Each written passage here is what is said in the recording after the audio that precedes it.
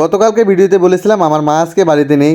আমি আপনাদের কাছে একটা ইফতারির ভিডিও শেয়ার করেছিলাম। এই ভিডিওটা আপনারা অনেকেই পছন্দ করেছিলেন। মা এখনো বাড়িতে ফিরেনি, তাই আজকেও আমাকে রান্না করতে হয়েছে। কি রান্না করবো ভেবেই পাচ্ছিলাম না। ঘরের মধ্যে মায়ের আগের দিন রান্না করা পান্তা ভাত ছিল, ভাবলাম এটা দিয়ে ঝটপট খিচুড়ি বানিয়ে নেই। আমি যদিও রান্না বান্না তেমন জানি না, একটু ইউটিউব ঘাটাঘাটি করে শিখছিলাম, তো এই অভিজ্ঞতাটাই কাজে লাগিয়ে একটু রান্না করার চেষ্টা করছি। প্রথমে গরম তেলের মধ্যে পেঁয়াজ আদা রসুন দিয়ে দিলাম, এরপর গরম মশলা দিয়ে একটু ভেজে নিলাম। এবার এক এক করে বাকি মশলা এড করতে হবে। জিরা, ধনিয়া, মরিচ, হলুদের গুঁড়া সবকিছু পরিমাণ মতো করে দিয়ে দিচ্ছি। খিচুড়িতে হলুদের গুঁড়াটা একটু বেশি লাগে, তাই একটু বাড়িয়ে দিয়ে দিলাম। এরপর পরিমাণ মতো একটু লবণ দিয়ে পানি দিয়ে দিলাম। এইবার মশলাগুলো খুব ভালো করে কষাতে হবে। আমি নেড়ে ছেড়ে দিচ্ছিলাম মশলাগুলোকে একসাথে।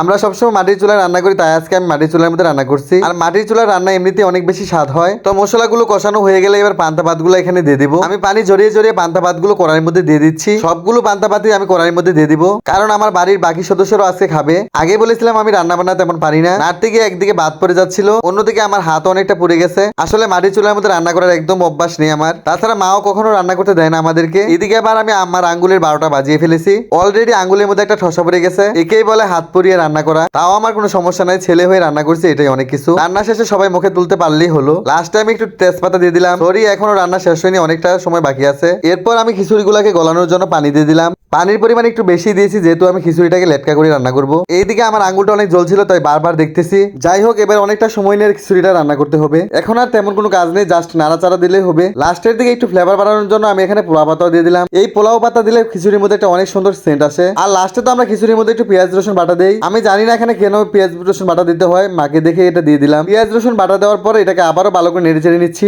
আর খিচুড়ির মধ্যে তো কাঁচা মরিচ দিতেই হয়, এগুলো দিলে জাল হয় না, কিন্তু সুন্দর একটা ফ্লেভার বের হয়। তো খিচুড়ির মধ্যে আমার সবকিছু দেওয়া হয়ে গেছে। এবার জাস্ট এগুলোকে নেড়ে চেড়ে শুকাতে হবে। আর যখনই খিচুড়ি পানি শুকিয়ে যাবে তখন এটাকে চুলা থেকে নামিয়ে নিলাম। লাস্টে খিচুড়ি থেকে এত সুন্দর একটা গ্রান আসছিল, আর কালারটাও মাশাআল্লাহ দেখতে খুবই সুন্দর লাগছিল। ফাইনালি ইফতারির আগে আমার খিচুড়ি রান্না করা হয়ে গেছে। আমি ভাবতেও পারিনি টাইম মতো আমার খিচুড়িটা রান্না হয়ে যাবে। তো প্লেটের মধ্যে আমি অনেকটা পরিমাণে খিচুড়ি নিয়ে নিলাম। আর ফ্রিজের মধ্যে আগের দিনে রান্না করা গরুর মাংসের ঝোল ছিল, এটা ভাবলাম গ্যাসের চুলার মধ্যে গরম করে নেই, যেহেতু আজানের সময় হয়ে যাবে, তাই মাটির চুলায় গেলাম না। তো নেড়ে চেড়ে মাংসগুলোকে খুব ভালো করে গরম করে নিচ্ছি। গরম করার পর মাংসগুলো দেখতে কিন্তু অনেক সুন্দর লাগছিল।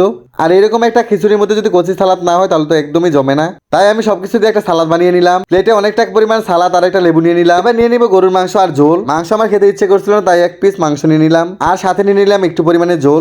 সত্যি বলতে খিচুড়ি হলে আমার মাংসের প্রয়োজন হয় না, কারণ খিচুড়ি আমি এমনিতে অনেক পছন্দ করে থাকি। একটু লেবু চিপে রস নিয়ে নিলাম। এরপর সালাদ আর মাংস এড করে খাবার শুরু করে দিলাম। বিসমিল্লাহ বলে যে একটু পরিমাণে খিচুড়ি মুখে দিলাম। আমার রান্না খেয়ে তো আমি নিজেই অবাক, বুঝাই যাচ্ছিল না এটা পান্তা ভাত দিয়ে রান্না করা খিচুড়ি। আমার কাছে তো খেতে অনেক বেশি মজা লাগছিল। তোমরা আমার রান্নাটাকে 10-এর মধ্যে কত দিবে সেটা জানিও। সবাই ভালো থেকো, আল্লাহ হাফেজ।